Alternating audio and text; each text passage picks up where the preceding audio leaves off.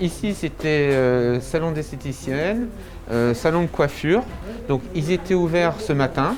La gendarmerie est arrivée et les a contraints de fermer. Donc, par principe de précaution et pour éviter une fermeture administrative. Loïc Taillanterre a pris un arrêté pour inciter les commerces de ce centre commercial de Parmain à braver l'interdiction de l'État. Une mesure illégale mais symbolique pour l'élu, conscient que sa démarche allait être saisie en justice par la préfecture du Val-d'Oise. Qu'importe, le maire souhaite avant tout faire passer un message au gouvernement. N'oublions pas qu'on sort déjà d'un premier confinement qui a été assez strict, où là, beaucoup de commerces n'ont pas pu travailler. Et là, il y a un deuxième confinement avec les périodes de Noël. Donc, beaucoup de nos commerces de proximité font leur chiffre d'affaires pendant cette période.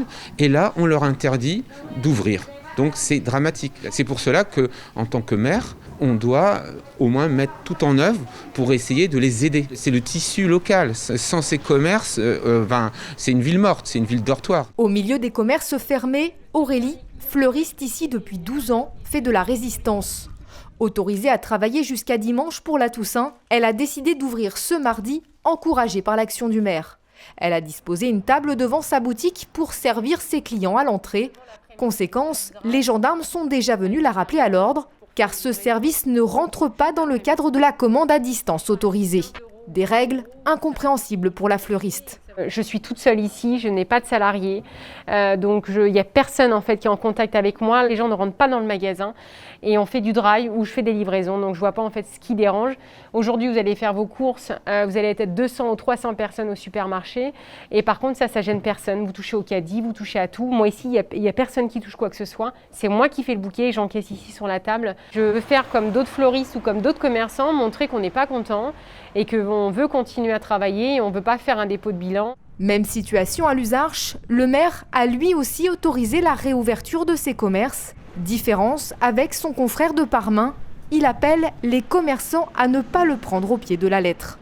Avec cet arrêté, l'élu a surtout voulu dénoncer une rupture d'égalité de traitement entre les supermarchés et hypermarchés, les sites de vente en ligne et les commerces non alimentaires, et mettre fin à une pratique déloyale, contraire au principe de concurrence libre et non faussée.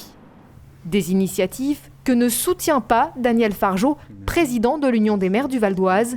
Lui aussi favorable à une réouverture des commerces de centre-ville, il estime que la méthode n'est pas la bonne. Ces élus, ces collègues se mettent en défaut, se mettent aussi dans l'illégalité puisque le préfet sera à même de casser bien sûr ces arrêtés, mais aussi de mettre en danger ces maires, les commerçants de leur territoire, puisque ces derniers peuvent faire l'objet d'une fermeture administrative par le tribunal administratif et également être condamnés à de fortes amendes. Je les appelle à, au contraire, revenir vers l'Union des maires du Val-d'Oise afin que nous puissions remonter une action, et c'est ce que nous sommes en train de faire encore aujourd'hui, au niveau des unions départementales de l'Île-de-France. Le président de l'Union des maires du Val-d'Oise a notamment envoyé un courrier au Premier ministre. Plusieurs élus du département ont effectué la même démarche, dans l'espoir toujours que l'État reconsidère sa position.